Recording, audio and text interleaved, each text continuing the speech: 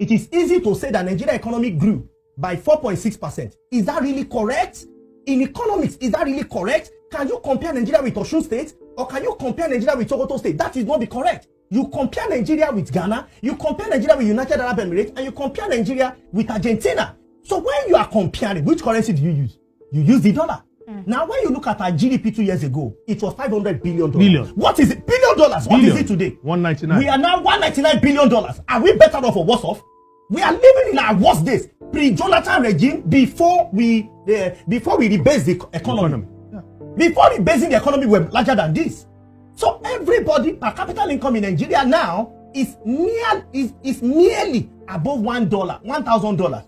What used to be $3,000. So are we better off or worse off? How can subsidy removal and reflotation be better? The question you should ask is, what should we have done differently? And there are options which were made available, written and in discussion to authority. But the cheapest way is for government revenue to boost, hoping President Tinubu hoped that governors will invest in the economy. Was that done? Was that done? But for a few states that actually reinvested this back into the economy, it's important for people to know the truth. After all, your station is about as it is. Yes. We need to say the truth. Yes, as it is. This economy is not as strong as it should be.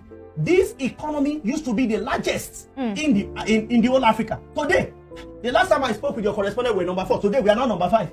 Now check, the largest economy in Southern America is Brazil. It's also the largest country in population. The largest in North America is the United States. It's also the largest population with largest economy. Then you now go to Europe and see in Eastern Europe, you see Russia as the largest economy and also the largest population. And go to Western Europe, where you meet Germany, the largest population, largest economy. When you come to Africa, oh my dear black Africa, Nigeria is the largest population.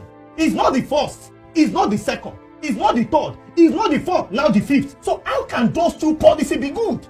It is more than obvious that they were made out of error, they were made in mistakes, and some of us had provided alternative solution to the government.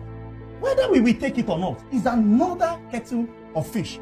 But we cannot say because we have a deal, look for cutlass and beard ourselves, hoping that all will be well. It's like cutting our nose to spite our face. But well, the result is obvious in the public domain. People that are watching us and are listening to us, you ask themselves, are they better off today than they were 2 years ago? They should ask themselves. When we say that at the end of the tunnel, there will be light, the father of modern economics, macroeconomics for that matter, John Maynard Keynes, he said, and I quote, he said, in the long run, we are all dead. Ask anybody, we will go through pain. When will the pain end? Can they tell you it's going to be 1 year? It's going to be 5 years? Funnily enough, World Bank seems to provide the answer. Is that we should wait for 10 to 15 years? Can you continue like this for 10 to 15 years? And I asked in 2016, when I was interviewed by journalists, when Christine Lagarde told Nigeria that, don't worry, this economy will not go into a recession. I said, this economy will certainly go into a recession. I'm in Nigeria. I'm an economist in Nigeria. And I know for sure that this economy will go into a recession. Did you know that as against advice Christine Lagarde gave to President Buhari, Nigeria economy went into a recession? Was I happy? No. But is that the truth? That's what economics is about. Okay. My profession, my conscience can never make me agree with hunger, poverty, and deprivation. It's important for us to look at economic history before we make economic judgments. Important for us to note in 1945, Germany was faced with similar decision immediately after the First World War. Germany was advised to float a currency as well as remove subsidy, which was done. But do you know that poverty and hunger, including economic deprivation, took Germany to a point where they did away with their old currency and started a new currency called Deutschmark? And economic history is there for those who are listening to us now and watching us across the globe, including the internet. Just Google what I'm telling you. 2, another country that was also faced with so much hardship and as well as subsidy removal and currency devaluation was Japan. Japan has suffered a lot of loss in the World War. Why? Hiroshima and Nagasaki.